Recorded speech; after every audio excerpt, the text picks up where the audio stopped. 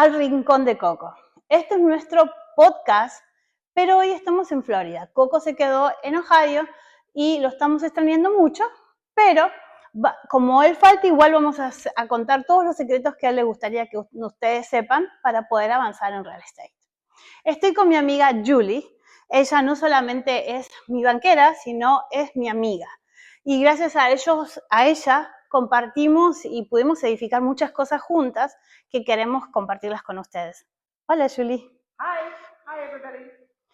Julie y yo hacemos un equipo muy bueno porque las dos tenemos la misma pasión. Nos encanta ayudar, nos encanta trabajar y tenemos una trayectoria muy, muy larga. Julie, how many years you've been doing loans? 23 going on 24.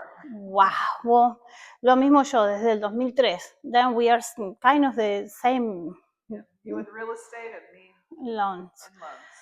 Ella sabe mucho, en Argentina decimos el libro gordo de Petete, sabe todo lo de los préstamos, tiene recursos, sabe cómo realmente poder ayudar y presentar un caso delante de un banco. Y trabaja con bancos a nivel nacional y por eso hicimos un equipo juntas que la verdad no es solamente lindo ver cómo ayudamos a la gente, sino también es levantarse con ganas de trabajar con ella. I'm saying like every day I'm looking forward to work because it's nice to work with you and really enjoying working with you. Well, I think that's awesome. I enjoy it too. Bueno, en este capítulo del podcast queremos hablar por qué elegimos el real estate como carrera. Yo tengo muchas cosas, pero lo quiero compartir con ella. Le voy a hacer la pregunta en inglés, así me entiende. This podcast, we're going to talk about why we choose real estate as a career. And all the benefits, the way people understand our passion for real estate. Then it's a lot to talk, but we need to only concentrate in the best point that this career give us and give us to the client, benefit that we help the client with. Then, do you want to start? Well, I got into this career years ago. I've always had a love of numbers, and doing mortgages is basically moving and working numbers. How much does somebody make? How much debt do they have? How much house they can afford? And so that's sort of my draw. I also had gone to real estate school at the same time because I thought, I'll be a realtor. And for some reason, I ended up into the mortgage side of it, which was a perfect fix because it's pure numbers. And I still love real estate. I watch real estate shows on TV all the time. But Ethel and I connected, and there was just this thing, this passion that she has her passion, and I have my passion, and both of our passions is working with people and helping them attain their goals, and in a smart way. Because in my field, we need to do our due diligence, and if somebody is getting something that we see is like, this isn't a good deal, or you shouldn't be buying this for some reasons. We have appraisers who that the lenders fall back on to make sure the property that you're buying is worth what you're paying for it and is in the repair that is good enough to meet the standards for the program that you're doing, whether it's FHA, VA, conventional. So anyways, it's evolved over 23 years, and I've found myself helping people that are in their 70s and never have owned a home their whole life and get their first house. And it's just the joy that I see from that makes me okay with sometimes the pain and suffering that I go through with my job. Yes. It's that euphoria you feel at the closing table when you're handed the keys from the realtor, and it's like we cry with the client sometimes. Yeah, yes. It's like running a marathon, and at the end, when you cross the finish line, it was so painful during the race, but the reward, is just, it's beautiful. endless. So. Sí, the same thing happened to me. Like I fell in love. I would say in Spanish and later I translate to you. Lo mismo me pasó a mí con mi carrera, porque mi papá me la enseñó y me dijo, tenés que ayudar a la gente a salir de las rentas y la verdad que es lo mismo que ella dice, que encima ella no me entiende el español, pero es lo mismo que yo acabo de decir, las dos nos maneja esta pasión, ¿no? Y a veces nos sentimos con ganas de ayudar clientes no porque queremos vender más, sino o por números que nos pusimos al final del mes, es porque sabemos que vamos a defender los intereses del cliente. Y lo sabemos de esa manera que como que si no compra conmigo quizás no estén bien protegidos, si no compran conmigo quizás no compren la mejor casa, o no le negociaron todo, o no le pueden dar el mejor rate. Y entonces esa pasión nos maneja a las dos, porque todos los días al trabajar juntas lo vivimos, lo sentimos. Hay préstamos que son muy difíciles, hay otros que son más fáciles, pero con los dos lo hacemos con la misma energía y con el mismo sentir, ¿no? De ayudar, conseguir el mejor préstamo, el mejor rate. A veces sí es poner enganche, a veces no poner enganche, pero que compre la casa la mejor para la situación de nuestro cliente. And I say the same thing, that sometimes we feel like if the buyer doesn't buy with us, they are not well represented. That is our drive, you know, like it's not like we want to hit a number or like a goal. It's more like we know that we're gonna get the best deal for our clients, and that is our drive, that every morning we're trying to. Well, and we're living in a stage of AI, and people like to just think, oh, I'm going to buy a house, by looking on Zillow online, and And it really the industry needs to go back to the old-fashioned way where you get a service, because when somebody buys a house, it's usually their biggest investment Sí. in their life that they're getting is their home. And it's not like buying a car that you can buy from these car places online and they deliver them in front of your house.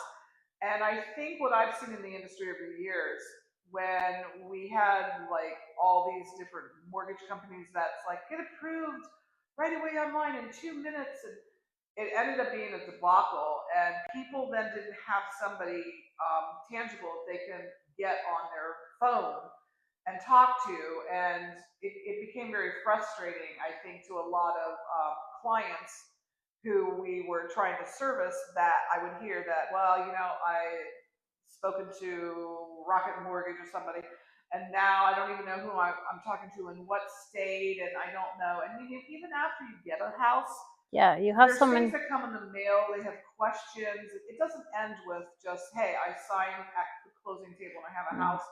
They get things in the mail. Is this something that I really need? And I end up having like a relationship with my clients, just like Ethel has with the client. And I think when you have the relationship, then like, hey, when they call you back, they don't feel bad, like calling you 2 months later saying, I got this in the mail, or, oh, I have a problem, or the mortgage company a year later sends you, once a year, they send you a paper where they're checking out your escrows, and this doesn't seem right, and I don't say, oh, I'm sorry, I don't represent you anymore. And we keep looking up for the interest of our clients always. Like, for example, after a certain time, we say, oh, now you can qualify for a reduced rate that is for real, not fake one. Or you can now are in position on buying a new house. Or, for example, hey, do you check your insurance this year? Hey, how are you doing with that? Hey, your kids are ready to buy. It's like a relationship. And that's, when you've been in it as long as we have, I've done so many people their loans, and now I'm doing their kids' loans, and it's really, and their parents are like, go back to Julie, and maybe they bought 3 houses, and every single time they come back because they know they can get a hold of me. I've had the same cell phone number since cell phones came out. Me too. In the 90s. Since 2000, I have the same number since 2003. Mine since 1996. So, wow. It's every time Verizon's always like, oh, thank you for being with us for so long. But with that comes stability, and people will text me out of the blue, like, hey, are you still doing loans? And they go, well, my mom said to call you, or so-and-so told me, give me your number.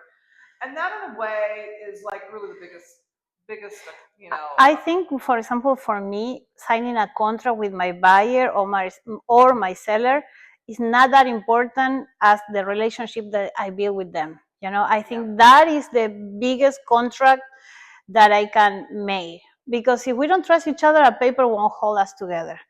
But if you really can, trust each other, build that relationship, like you were saying, like they can text you anytime, any day, you are there for them. Yeah. That is something that Silo cannot replace us, No, AI can't replace it either.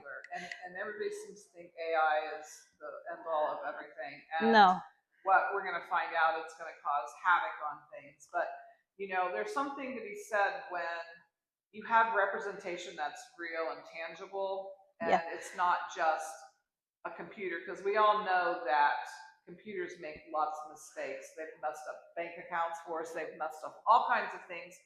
And I just really think that when people are buying a house, they need to have somebody that they can call, reach out to, and it's always the same person. It's not like, oh, well, she doesn't work at the bank anymore, she moved to this position, and we have to do a lot of continuing education. Oh yeah, every day. Like even if we don't do continuing education, we read emails, the new programs that are coming out, taking classes. We are always in training, and reading the news, follow the politics, because that influences. Politics play a lot in our industry. Yes, a lot. Yes, absolutely. And then another thing that I wanted to say, like, oh my God, I was just saying, like, do you remember the case that we worked together that a buyer didn't want representation and wanted to go by himself? And you made some good points on that case, saying like how much they are missing for not having a good representation from a local agent, no? Yeah. Because they really lose a lot by going by themselves, going through. Well, yeah, and sometimes people, it's, like they're working with a realtor, but then they drive by, oh, there's an open house today, I'm going to stop in and see. And then all of a sudden they're talking to that agent that's sitting there when they have an agent, and that agent knows what they can afford, knows what kind of a loan they're going to be doing. And know what kind of negotiation they can do. Yeah, and it knows their family and what they need and all that stuff.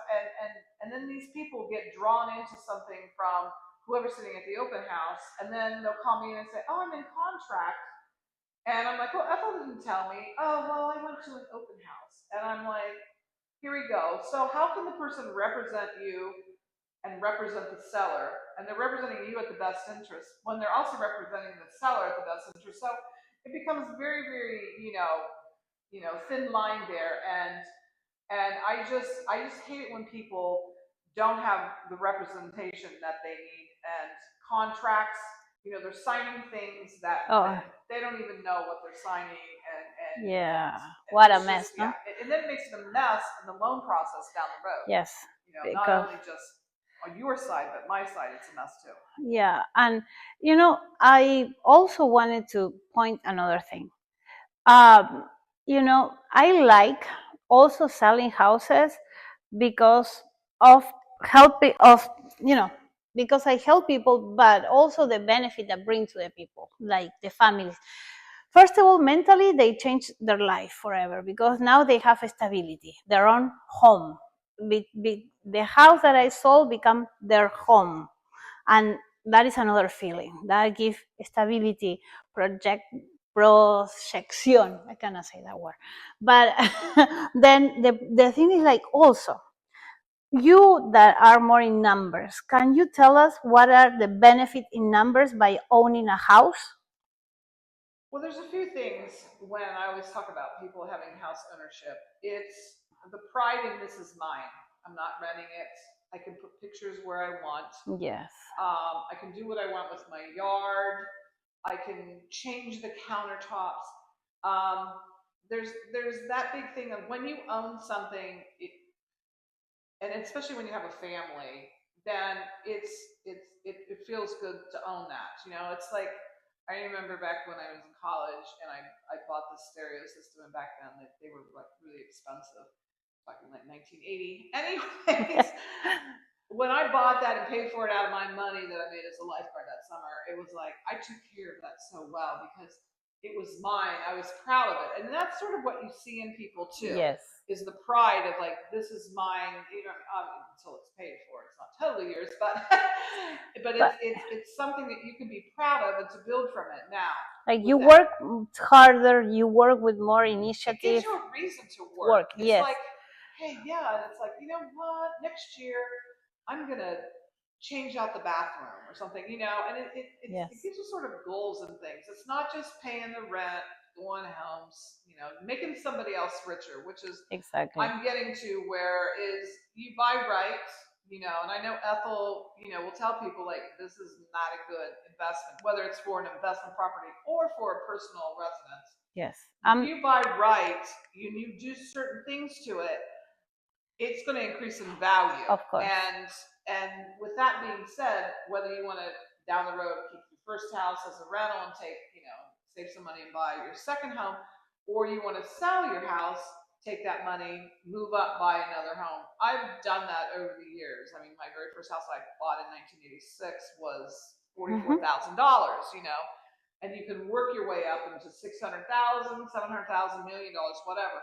But you need to start somewhere, and it's great. And she understands, like, hey, sometimes people are like, I want this, I want that, and yeah, I mean, that's fine and good, but sometimes it takes you time to get there, and it's going to take you, hey, you guys are just starting out. Start with this. Buy something that if you put a little bit of, elbow grease in it, you can turn it over and that's what I've done over the years with all my houses. I've moved up because we bought smart and we didn't overspend in things like people that buy a little house with Formica counters and they put in granite counters, and that they're not going to get their money out of that.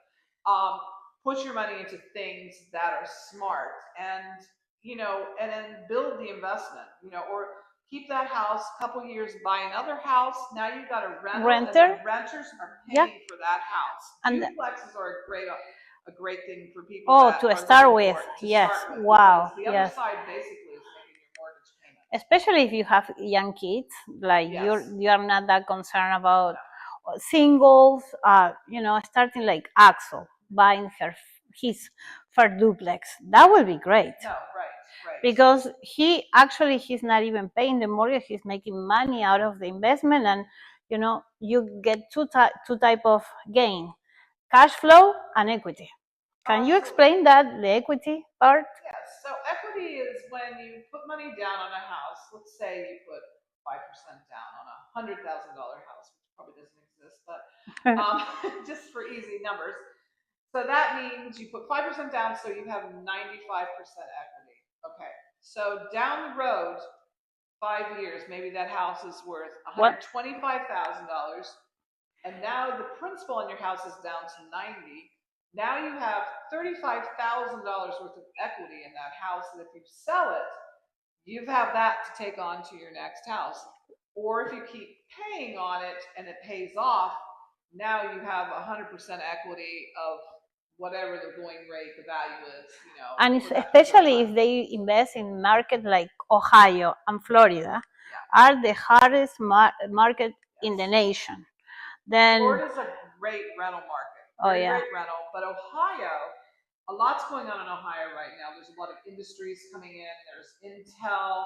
There's a bunch of different industries that are, what do you want to call it? More industrial, but with a tend to military kind of contractual stints. Yeah.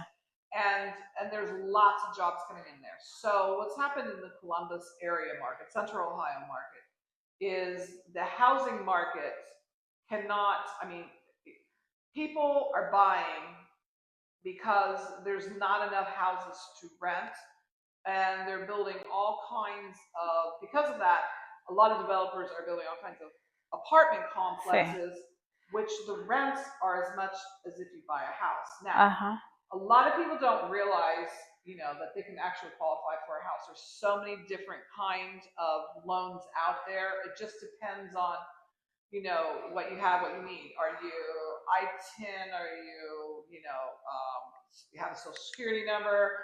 Are you a foreign national? and once we figure that out, then we can go to like, okay, these are options that are available for you. These are options that are available for you.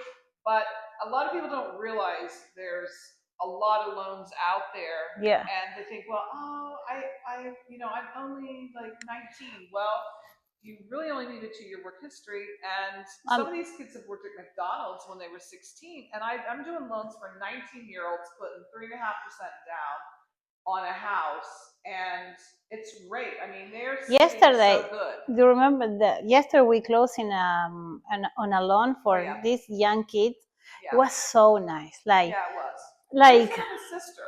Uh-huh. It was great, and that's like so smart. Yes. To do that when you're young. A lot of people think, oh, I got to keep saving money because I want to put 20% down. Well, by the time you save the money, put the 20% down, you've already the house has gone up 3 times. Price the 20%, and you're really sitting, and you've been paying, and you could have had a home instead of living in an apartment or. Yeah, because I feel like every time that you pay your mortgage, it's like if you put that money on the bank, it's stayed the same money. It's like doesn't reproduce. No.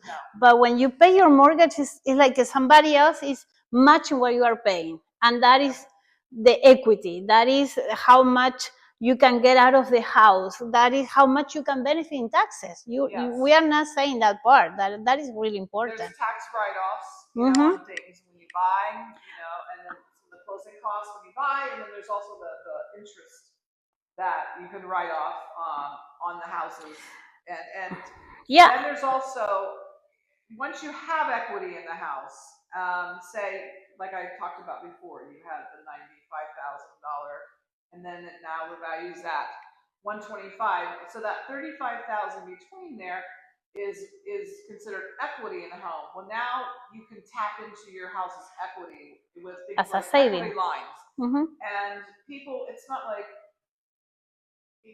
people say, oh, you're supposed to use that for your house. Well, most people don't, to be honest. But you can buy a car with your equity line. You can take trips. You can use your house as your own bank. You can also use it to reduce debt. Do you remember that guy that? Oh, absolutely. He paid off I think what was like $100 and some $1,000 worth of debt that he had on credit cards, and the credit cards were like 28%, somewhere in the 30s, and his interest rate was like 6.875 or something. And he hated putting it on the house, but the thing is like, look how much money a month that you're putting in all interest on these credit cards. And so he ended up saving, it was like $1,500 a month he was saving.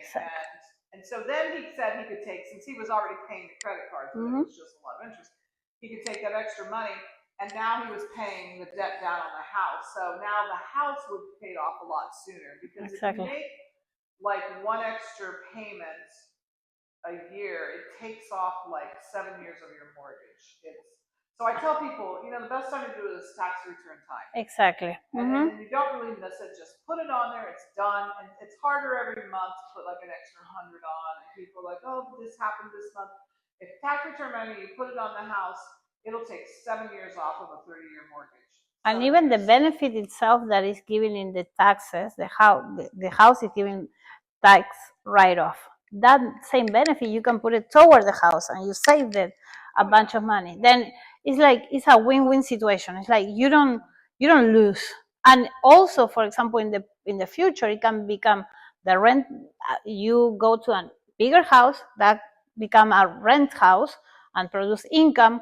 Or also, like in big cities, like even Miami, they use like part of the house to make another property. Like they divide it. They use the garage, the basement, the attic to rent it out and help with the mortgage. Then always you have a source. And another point that I always say to people: if you rent, because sometimes so many people have fear of what happens if I cannot pay my mortgage. I prefer to rent.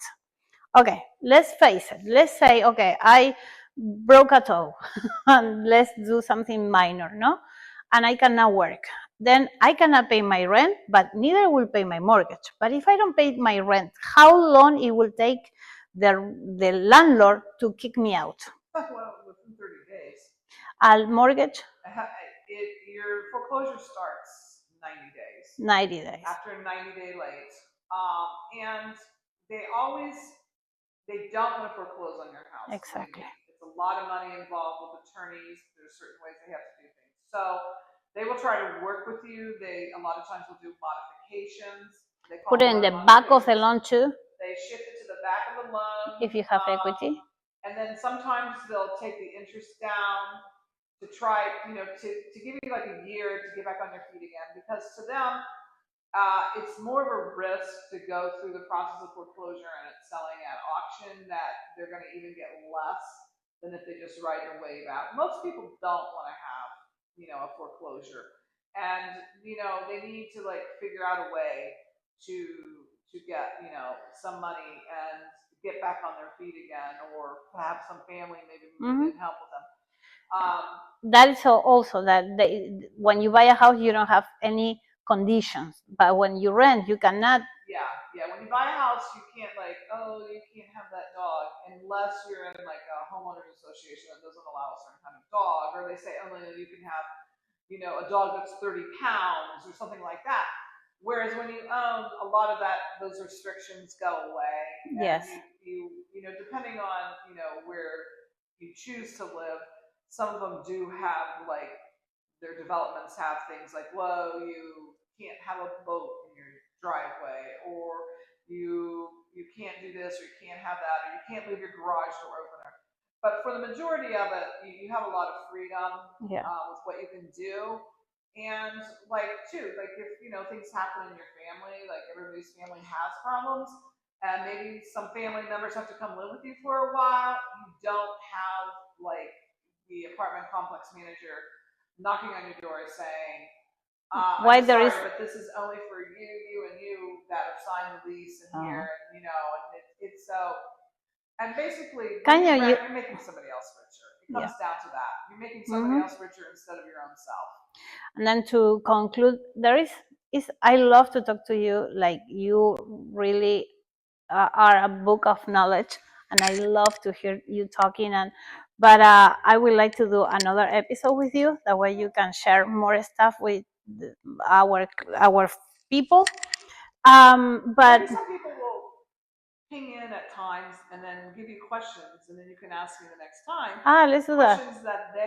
Let's open because every loan I do, I said it's a story. Because every family has a different story. Yes. So not everybody, I have 5 people in front of me, not everybody's going to have the same loan. Yeah. Not everybody has the same credit, not everybody has the same kind of work. Some people are self-employed, some people, are W-2. And so it's hard for me to just say, oh, hey, this is how it's going to go. It's different. Some loans are harder for people to do, and they realize it, and I'll tell them up front, it's going to be harder to do. If you work with me, we'll get it done. If you listen to me, if you don't move your money around, and if you're thinking about getting a house, do not move money from here and over there, and take a bunch of cash and put it in the bank. There's certain ways that you have to do things that will make Don't tell more stuff. I want to do another episode with you. Yeah, I think there's a whole episode on that. Yeah. We can start even telling stories that happen to us, and that way we teach people what to do, what not to do. Yeah. And that's how we learn too. Yeah. And there are a lot of things that will be really nice, like when you go to a car lot and say, buy the car, that way you can buy the house. So, those lies. Yeah. Then let's open a question box. That way people can send us questions for the next time. Yeah. And if you want to start the process, it's so easy. Just send me a message. We work together. We don't sell any classes. Nothing is free. We make the process for you to buy the house. Then you tell us, I want to buy the house. Then nosotros gestionamos todo tu proceso para que vos tengas tu casa. Sabemos cómo empezar, qué preguntarte, qué conseguir. Como ella dijo, cada caso es diferente. Alguien que trabaja por su cuenta y alguien que trabaja por su cuenta tienen 2 situaciones totalmente diferentes, aunque los 2 digan que son empleados por su cuenta, o este tiene compañía y este también. Son 2 situaciones diferentes. Así que no hay un curso que damos, no hay un programa al que cobremos, es caso por caso y es gratis. Beneficiense con lo que estamos haciendo, es un análisis financiero y con ese análisis le damos todas las posibilidades y juntas tenemos kind of 40, 50 years together of experience, maybe? Oh, yeah. Kind of. Yeah, yeah. 50, about 50, yeah.